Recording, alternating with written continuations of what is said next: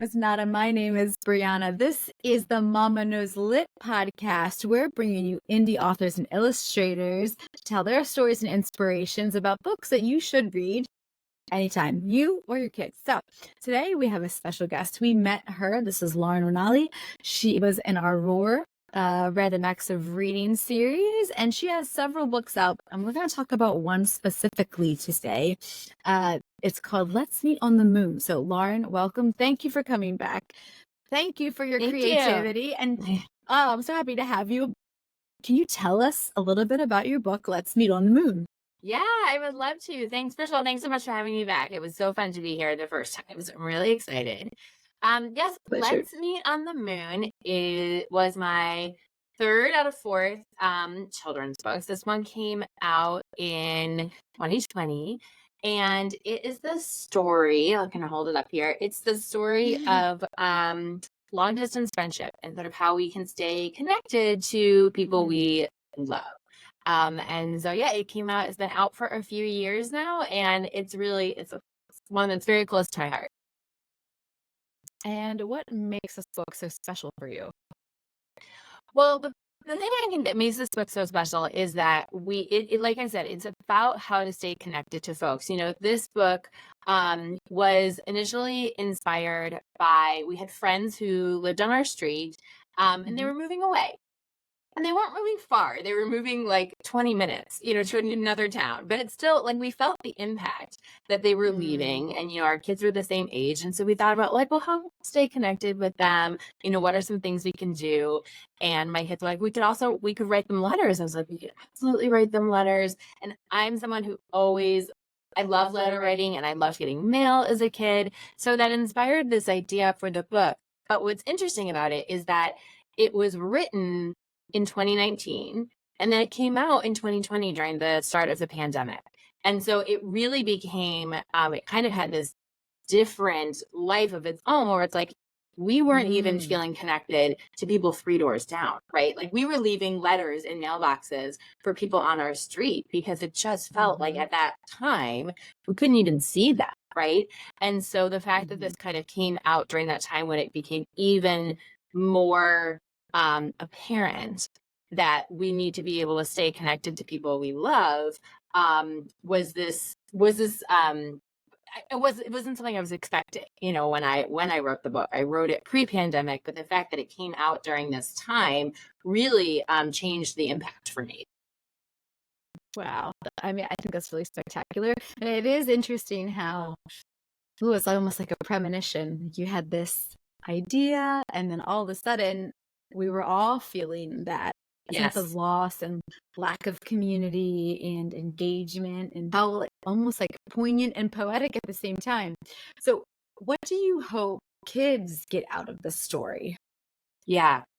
So I think the thing I hope kids get out of this story is a little bit of imagination and creativity around how you can stay connected to people, and whether it's, whether it is friends, whether it is grandparents, whether it's cousins, that there's a lot of different ways that we can be connected. And not all of those ways also have to involve a screen, which I think is important. Like, I think that it's great to FaceTime with grandparents or with cousins or whatever it is, or, my kids will play video games with their cousins or friends who live in other states. And I think that's amazing. That's a great way to stay connected. I know I certainly use technology to stay connected to my friends and family.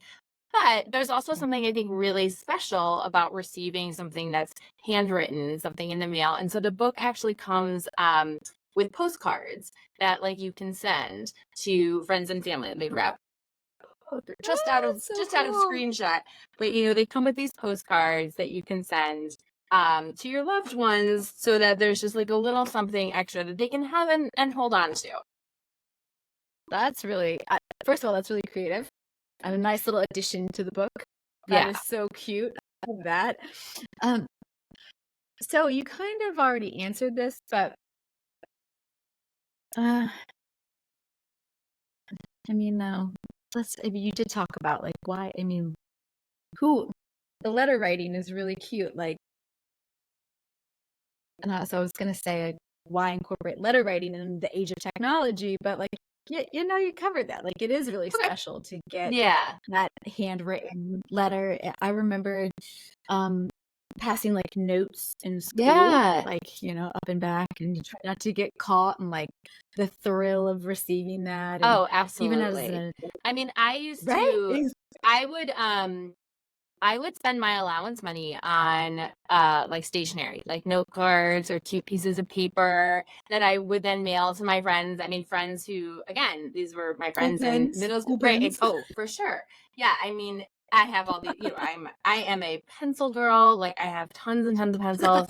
And we also, you know, growing up as a child in the 80s, we had like these intense sticker collections, right? And so like Mm. it was a big deal. Like if you decided to put a sticker on there, if you were going to use one of your really precious stickers. And I remember when my niece was probably like 7 or 8 years old, you know, this was in the kind of mid 2000s, I gifted her my sticker collection from the 1980s. And she was sort of like unimpressed. You know, she was a little bit like, okay. And I really wanted to be like, no, give it back. Like if you want to appreciate how special this is, then like you need to give it back. So Yeah. Shout out Lisa Frank, okay? exactly. Yes. And we, oh my gosh, 1,000% Lisa Frank. And, you know, and now there are these cute companies out there that do like, you know, sticker boxes and stuff, and they're great. And I love it. And, but yeah, for me, like my friends and I would write each other letters and either put them in lockers or mail them to each other. And if we went on spring break and we're gone for a week, we wrote each other letters. And it's just something that I love. You know, my kids, they, you know, if they go, when they go away to summer camp, they'll send letters and things. And you can also, now the camps are like, you can email your kid and it will get printed out and given to them.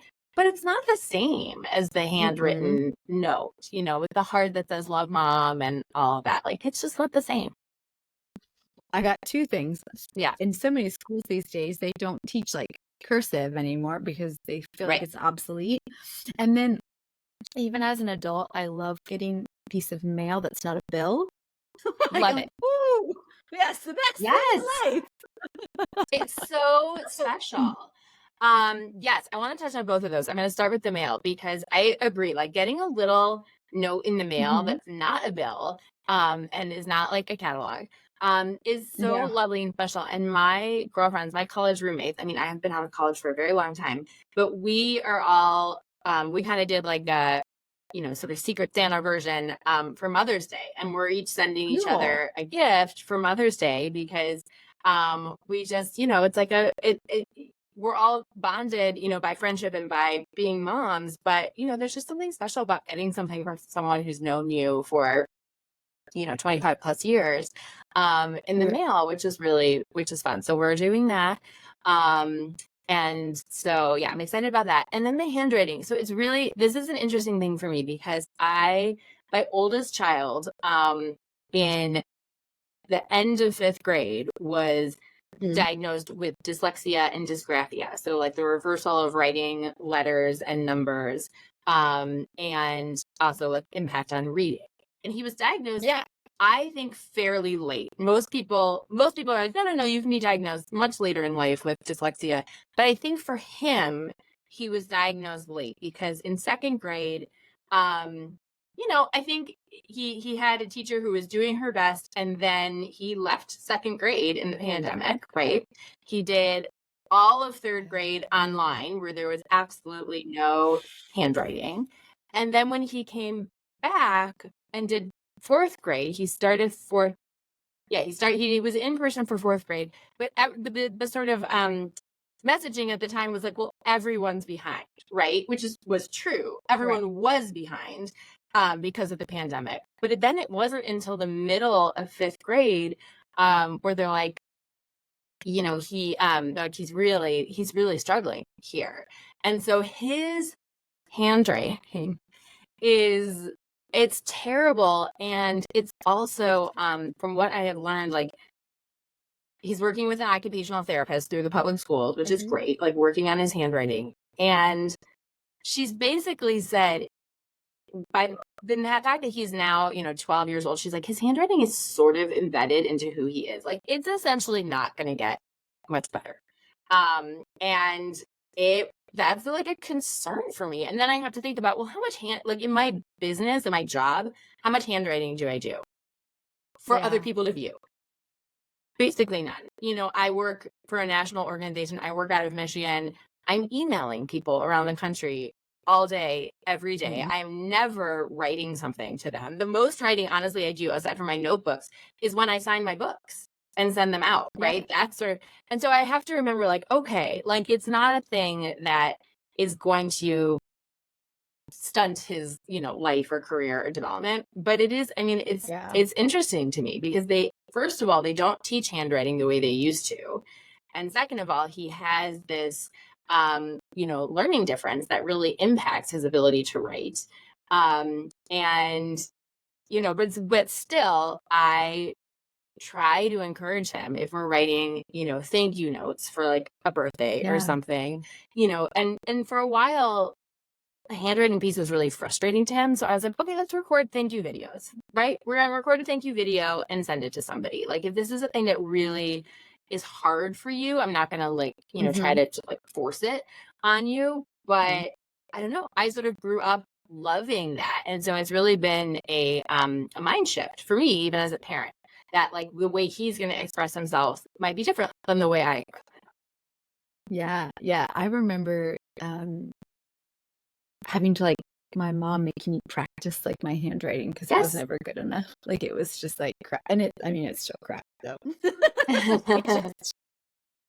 And then there's my You daughter, my can't younger read one, it. who's like meticulous, right? Like Yeah. they're teaching cursive, but she wants to learn it. So like her grandmother got her a cursive handwriting book because she wants to know it. So yeah, it's just very interesting how it feels different. It's going to be like hieroglyphs. It's going to be like an ancient art form one day. Totally. Yes. Talk to me a little bit You'll be able about. to take cursive as like a foreign language, like in like college. I mean, it Yeah. kind of is at this point in At time. this point it is. And then signing your name. My son's always like, "Oh, me signing your name. Like, what is Yeah. that?" I'm like, "It's my signature." It's a signature. Like, Yeah. that doesn't look like A's and B's. I'm like, "Oh, well, Yeah. you might never ever have to do this. Like, how do you have a signature?" Oh, because this is a rabbit hole we could really We go absolutely down. could. But what about your illustrations?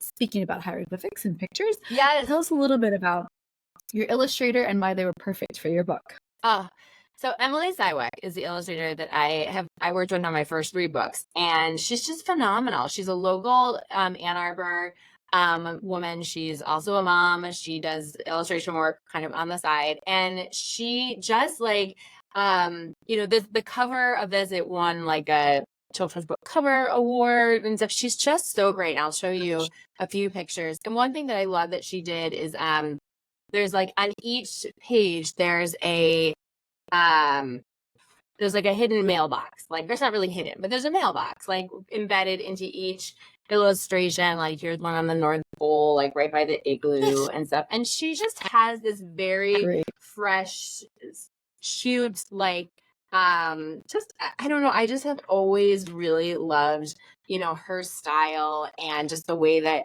you know, she does things. And you know, we work really well together. We've done 3 books together now. It's very easy. She does digital illustration, so it's super easy for us to be like, hey, let's move this here or let's shift that. Yeah, you know, she can do that very quickly. So now when we work in partnership together, we can get a book out. You know, the time it was taking her to do the illustrations was really only a few months, which is pretty incredible. But we just have sort of developed a really good like shorthand with each other. And with our first books that we did, we got together on a really regular basis. We would meet at the library and she would show me, like, she would have, you know, drafts on paper that we would go through and we would mark up. And then this one we were doing remotely because of the pandemic. And so it was a different process for us, but she's phenomenal. She has a couple of her own books out as well. And I just, you know, I highly encourage people to check it out because her stuff is beautiful. That is so awesome. So you've mentioned this is one of like your 3 of like 4, I think, books that you have. Yes. What has been the hardest part of the writing process for you, if any? Yeah. I think honestly, truthfully, the writing process has never been that hard for me. Each one of my 4 books, I have to say, kind of came to me as a complete thought, right? And like this one, for whatever reason, like the title, and usually titles come to my head first. The title came to me, and then I just sort of knew what I wanted to do. And it's really, so what it is, it's the story of a girl who moves away from her friend, and they just start writing letters back and forth about places they could meet. Let's meet, at a carnival. Let's meet at the North Pole. Let's meet at, a secret tree house kind of thing. And so it took me a minute to decide on the locations where I wanted them to meet. And some of that was based on what did it conjure up as a picture, right? What did I know Emily could make like look super cute, right? And they got more fanciful as it went on. Like it starts off with, things that are very practical. Like you could meet your friend at a carnival. You could meet your friend, on a riverbank. You could meet your friend, in a tree house. And then it starts to get like the North Pole and a deserted island and like an ancient castle. Those sorts of things. It sort of gets more and more fanciful, and then it ends with, let's meet on the moon. And so the writing to me like always kind of comes more naturally. It's sort of the stuff related to all the things that have come after you write a book, right? Or like in the process of writing a book, it's the getting it out there and the promotion, all of those things. I will say my 4th book that was published was actually the 2nd book I wrote, and that's my newest one called Tenody at the Zoo. That one took longer because one, I was working with another wonderful illustrator, but she was doing hand painted illustrations, and so that's a completely different process. And so that took a long time. It also was impacted by the pandemic, like that timeline. And she had, kids at home during that time. She also had a 3rd baby while we were like, working on this book. But also that book, is a rhyming book. And so even though the story came to me very quickly, like the fine tuning it to make sure the cadence of it landed really well, that one was a little harder. But for me, the writing has always kind of flowed. It's just all the other aspects of what you do when you want to put a book out into the world that kind of take more time and energy. And there's so many different things, especially as an indie author, that you have to consider, because there's no one else filling the gaps for you. So you talked about these places that your characters need to meet or, test out. Where is the place that you would want to meet someone? Yeah. It's interesting. Like for me, I've had the really good fortune over the past couple of years to reconnect to some of my best girlfriends in some really beautiful places. And so one was we met up in Sedona, and we did like, hiking, and there is this, I'm not what my friends would say, like, I'm not like a woo-woo kind of person, but there's like these crystal like energy vortexes in Sedona. And that was pretty cool. You just like feel a different energy there. And then I got to meet up with another set of girlfriends up at a lake in northern Michigan back in March. And so for me, it's these places of nature, right, where you can just sort of like be together in a natural space. Those are where I would want to meet up. And so but I love the ideas of also just meeting up in a place I've never been, right? That's actually the title of my 2nd book is Places We Have Never Been. And it's about travel and exploration and imagination. So, I mean, there's something, the lake we went on in northern Michigan was also like deeply familiar to all of us. Like we'd spent a lot of time, we had worked there at a summer camp together. That's like how we all became friends many 20 plus years ago. And so cool. That was like really lovely as a way to reconnect up there. But there's something about exploring a new place together, and coziness is also a real thing for me. So meeting up in a place where you can also sort of feel cozy and, just spend like real time connecting. So those are the kinds of places where I would want to meet up. Where would you want to meet up with people? Where would you want to meet people? Oh, that's such a good one. Kind of like in the same vein. I love being like a fish out of water. Like, there's something, I actually just wrote a blog post the other day about my affinity for like running in new places, because it's like, it's fresh gravel or dirt, or, it's a terrain you've never experienced before. It's scenery you've never experienced before. And even if you go back sometimes to places you've been once or twice, you're not the same person, so you experience it differently. Like, I think you posted something on your Instagram about nobody reads the same book. or it's like some kind of Yes. quote like that. Maybe it was you. Yeah, Yeah, no yeah, two okay. people ever And read the same book. Yeah. And same kind of thing. I feel like when you're in different phases of your life, like you experience things differently. Totally So differently. for me, meeting people would be in a place that would be like so new that all of your senses are stimulated and you're just soaking up all of the different Yes. things, like, and if you people follow me at all, I do travel a lot. I take my son places. It's also experiencing things through him. Yep. Because I didn't travel as a young kid, and so seeing like what I shouldn't do, what he can't do, like what Yep. intrigues him. Like we just got back from Cannes, France, and I'm currently in Spain, like living, so it's not that big of a hop. Yeah. And all he wanted to do was run on the beach. I'm like, we have a beach in Spain, but it Right. was It's a different different beach. That's because a it was different a beach. different beach. It had different things. It had Yeah. different scenery. It had different obstacles. So it's just that whole like, and I'm just sitting there like, okay, you're at a beach, same beach. Like, Yeah. okay, the beach is a beach is a beach, but damn, this was the best beach ever. Different. So like those kinds of things are really invaluable to me. Yes. And so it's poetic. Yeah. So yeah, that's why I would want to meet someone anywhere new. Yes, I love that. I mean, we did New York City last summer with our kids, and we've never done that with them before, and that was so great exploring. And then this year for spring break, we went to Washington D.C., and that was phenomenal. We stayed with amazing Good. friends, and it just and yeah, the sort of newness of it. And we also we did a road trip to D.C., and on the way home, we stopped in Pennsylvania, and we went to Falling Water, the Frank Lloyd Wright Mhm. home and property. And it was gorgeous, right? It's just like this space in nature that's amazing. And I wasn't sure if my kids were going to be into it because it's, sort of this historical site and they're, Mhm. 9 and 12. Oh, they loved it. And they were asking the tour guide all these questions about the home and the building, and it was just like, it was a really cool experience, So I think, yes, the newness of stuff. I think the balance of like newness and like, real like nostalgic familiarity is something that I Mhm. like seek in my life.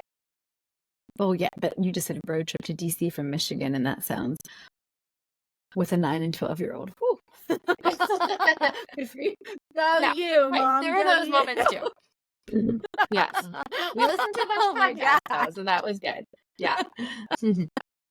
Talk about that another time. Yeah.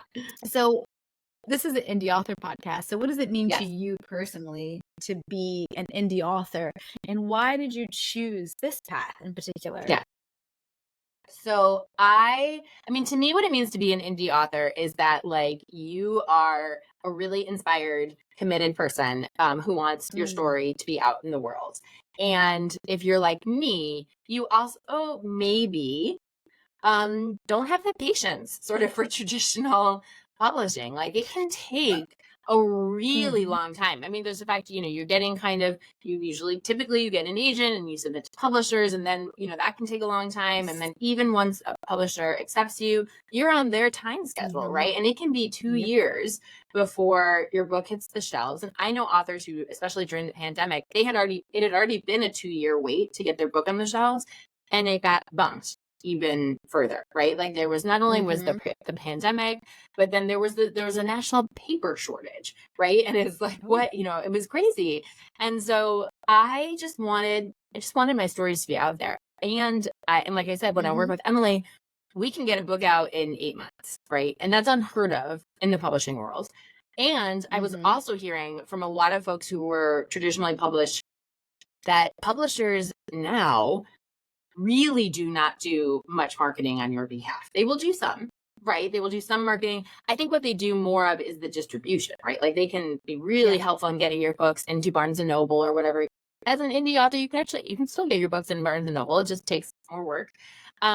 But they're not really doing that much marketing for you outside of maybe, a book launch. And Mhm. so I thought, well, if I had to do all of this on my own, I also just want it to be out there. I want my books to be out there in the timeline that works for me in my Mhm. life. It's like I knew kind of like, okay, what months am I going to be slightly less busy? What could I, kind of handle doing the launch? And I do my own distribution. So it's sort of like what times of years do I know that I can run some post office multiple times a week and that kind of thing. So yeah, to me, that was really the deciding. Well, there's a few things. The deciding factor was honestly the timeline, but also the choice of illustrator. Like I knew who I wanted to work with, and I couldn't go to a publisher and say, "Hey, this unknown illustrator is who I want to work with." They would say no. They're like, "No, we have our in-house illustrators." So I also Yeah. wanted to be able to do that. And then, I mean, truthfully, if we're just being honest here, you make more money because you on per sale, right? Like you make more Yeah. money per sale because no one is taking that cut. Especially if you do your own distribution. If Amazon is doing your distribution, they take, Yes. a large percent. But if you're doing the distribution, you have that revenue. And it felt more personal to me. I signed every single copy of my books that gets mailed out. If it's ordered through my website, if even it's ordered through Amazon, I still sign every copy that goes out. So it's just more personal, and I can send the postcards. I like the postcard. Yeah. Yeah. I think sometimes people don't realize the process that's involved with writing. You think you can just write a book Yeah. and it goes out there, but somebody's got to pay attention, and you have to have so much collateral in order to even like get in the door. And then nowadays, it's like the only people who get book deals are these or whatever. And you're just like, how do you compete with that? And they want people with followings or and it's like, well, there's actually a lot of really good stories that could be told if we just put it out there, opened it up a little bit. Yeah, exactly. I completely agree. What do I know? What do I know? So you mentioned a couple of your other books. So if people love Let's Meet on the Moon, where can they find it and find your other books, I guess? Yeah, so all of my books are at laurenranalli.com. And they're all up there, all four of them. You can buy them individually, you can buy them as a bundle for a discount. I will put a discount code on there today if people want to use the code Mama Knows Lit. I will put that on there for 15% off books. I'm going to do that right after this. But yes, because I happily, for people who are supporting you, I want to be able to support them. But anyways, they're all on my website. That's amazing. I love that. And that was a nice little surprise there. I wasn't expecting that one. So thank you, Lauren. Yes. I've got to order my books. Do they deliver to Spain? We can figure something out. We'll try, right? But also I wanted to talk to you about you're actually like a good resource for indie authors and writers. So tell us a little bit about the insights that you can provide novice authors or indie authors when they first want to get started. Yes, absolutely. So, I mean, a few things is that I think what I would advise to folks is that even as you are writing your book, you should be thinking about how you want to distribute it, right? Are you going to be selling through your website? Are you going to be selling through Amazon? Are you going to be doing both? Because there's decisions that you're going to have to make along the way around pricing, around, kind of marketing platforms. You're going to need to figure out, you're going to want to look at, kind of the price point, but also what is it going to cost you to publish it, right? Like what are the per book printing costs? So there are some things you want to figure out throughout the way. So I have a training on my website that's called the Self-Publishing Roadmap. And it sort of takes you through all of these steps, all of the things you need to consider, from price point to getting your ISBN, which is the barcode on the back of your book, to determining how you're going to sell and distribute the book, to thinking through your kind of marketing platforms. So I have that training available on my website. I have two other trainings up right now as well too. One is on social media for authors, because that I hear a lot of times from people, they're like, I don't even know what to do. I don't know what to post. I don't like it. And I'm like, truthfully, like there are phases in my life where like, I don't like it either. But I also like depending on the week or month or day, I'm like, do I like this? I'm not sure. But I do think it's a really effective way to connect with your audience, right? But what I think is actually the most impactful way to market to your audience is actually email marketing. And so I have a Yeah. training on my website on email marketing for authors, because I think it is, I think it's, for me at least, it is the most effective way that I connect with my audience. And I will say is one of the benefits of doing my own distribution versus Amazon, because when somebody buys a book from me, I have their contact information and I can send them a thank you email, and I can send them a link to put a review somewhere. I can follow up with them when I have a new book coming out or when I have a sale. When someone buys from you from Amazon, you don't have their contact information.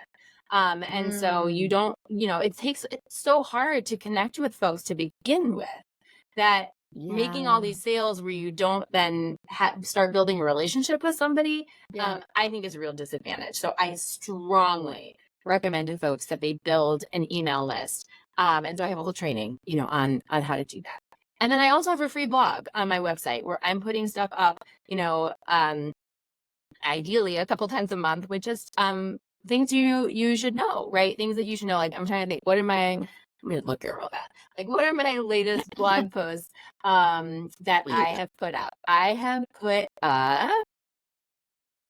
sometimes I just want to go through and just share things. So one I do usually once a month, I will post something about like what things you could share for the month on social media related to like book related themes. I just did a blog on social media metrics. I have one on why every self-published author needs a website. I have one on how to handle a bad book review.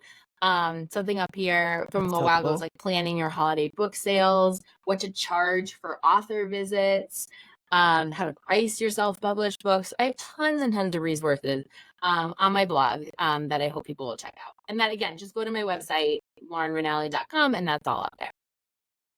And then don't you also offer like individual, like personalized coaching sessions? Are you still doing that? From time to time, right now I have less capacity for that. I do have like a couple slots available.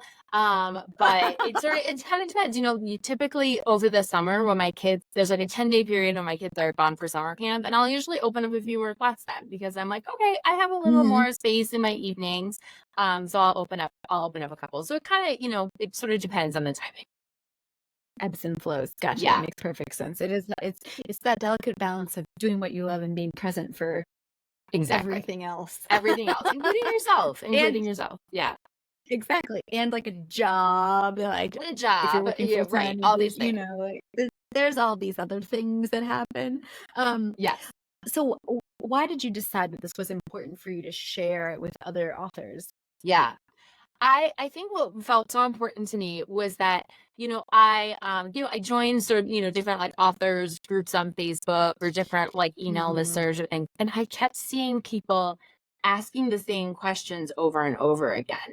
And I was like, I had those same questions and I figured it out. And so in those groups, I'll answer people's questions, but at the same time I'm like, I could just provide, a training or some information to folks, because all of us as indie authors, I believe, we have limited bandwidth and resources Mm-hmm. towards these books, right? And so for me, I really believe that that people should be spending their limited capacity on Mm-hmm. what makes their book special and personalizing their marketing efforts, right? Their outreach Yeah. efforts to get their books out into the world.